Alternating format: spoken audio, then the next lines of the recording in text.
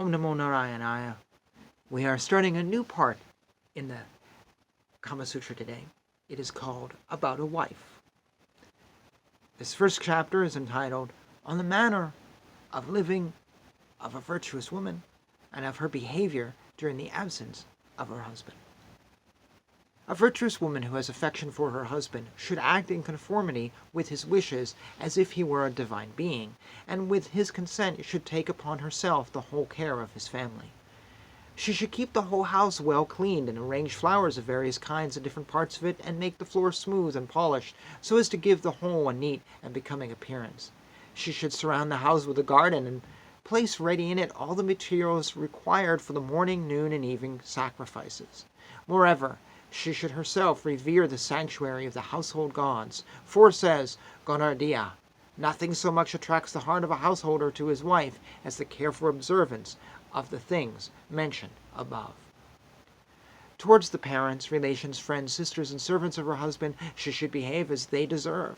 In the garden, she should plant beds of green vegetables, bunches of the sugar cane, and clumps of the fig tree, the mustard plant, the parsley plant, the fennel plant, and the Xanthosimys pictorius. Clusters of various flowers, such as the Trapa bisbinosa, the jasmine, the Jasminum grandiflorum, the yellow amaranth, the wild jasmine, the Tabernamontana coronaria, the Nadia huerta, the China rose, and others, should likewise be planted, together with the fragrant grass Andropogon schananas, and the fragrant root of the plant Andropogon miricatus. She should also have seats and arbors made in the garden, in the middle of which a well, tank, or pool should be dug. The wife should always avoid the company of female beggars, female Buddhists, mendicants, unchaste and roguish women, female fortune-tellers, and witches. As regards meals, she should always consider what her husband likes and dislikes, and what things are good for him, and what are injurious to him. When she hears the sounds of his footsteps coming home, she should at once get up and be ready to do whatever he may command her, and either order her female servant to wash his feet or wash them herself.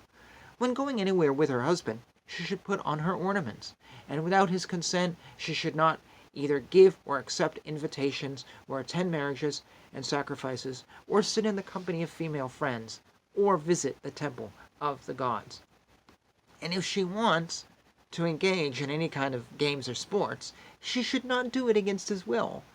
In the same way, she should always sit down after him and get up before him, and should never awaken him when he is asleep.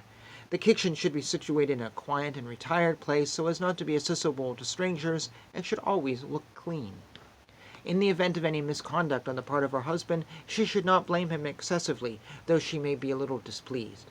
She should not use abusive language toward him, but rebuke him with conciliatory words, whether he be in the company of friends or alone. Moreover, she should not scold. For, says Gonardiya, there are no cause of dislike on the part of the husband so great as this characteristic of a wife. Lastly, she should avoid bad expressions, sulky looks, speaking aside, standing in the doorway and looking at passers-by, conversing in the pleasure groves, and remaining in a lonely place for a long time. And finally, she should always keep her body, her teeth, her hair, and everything belonging to her sweet and clean.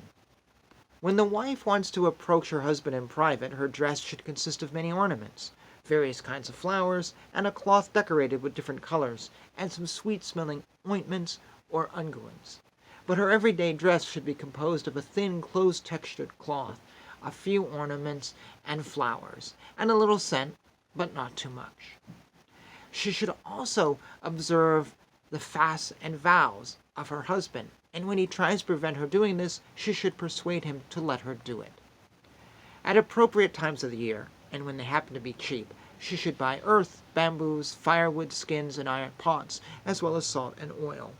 Fragrant substances, vessels made of the fruit of the plant Rhytia anticenterica, or overleafed Rhytia, medicines, and other things which are always wanted, should be obtained when required and kept in a secret place of the house.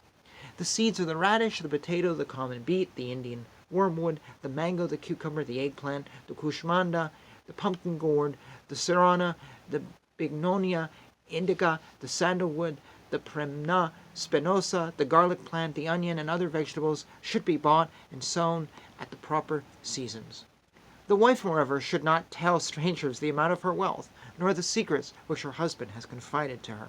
She should surpass all the women of her rank in life, in her cleverness, her appearance, her knowledge of cookery, her pride, and her manner of serving her husband. The expenditure of the year should be regulated by the profits. The milk that remains after the meals should be turned into ghee or clarified butter. Oil and sugar should be prepared at home. Spinning and weaving should also be done there, and a store of ropes and cords and barks of trees for twisting in the ropes should also be kept. She should also attend to the pounding and cleaning of rice, using its small grain and chaff in some other way. She should pay the salaries of the servants, look after the tilling of the fields, and keeping of the flocks and herds, superintend the making of vehicles, and take care of the rams, cocks, quails, parrots, starlings, cuckoos, peacocks, monkeys, and deer. And finally, adjust the income and expenditure of the day. The worn-out clothes should be given to those servants who have done good work, in order to show them that their services have been appreciated, or they may be applied to some other use. The vessels in which wine is prepared, as well as those in which it is kept, should be carefully looked after and put away at the proper time. All sales and purchases should also be well attended to. The friends of her husband she should welcome by presenting them with flowers, ointment, incense, betel leaves, and betel nut. Her father-in-law, mother-in-law, she should treat as they deserve, always remaining dependent of their will, never contradicting them, speaking them in few and not harsh words, not laughing loudly in their presence, and acting with their friends and enemies as with her own. In addition to the above, she should not be vain, or too much taken up with her enjoyments. She should be liberal towards her servants, and reward them on holidays and festivals, and not give away anything without first making it known to her husband. Thus ends the manner of living of a virtuous woman. That was quite a tongue twister on that one, and I just wanted to say, it seems to me that a virtuous woman is a servant, or a glorified slave.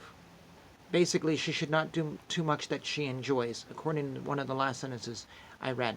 She should not be vain, care about herself, but basically do everything. And if her man is a jerk, just kind of like dismiss it. She is a servant.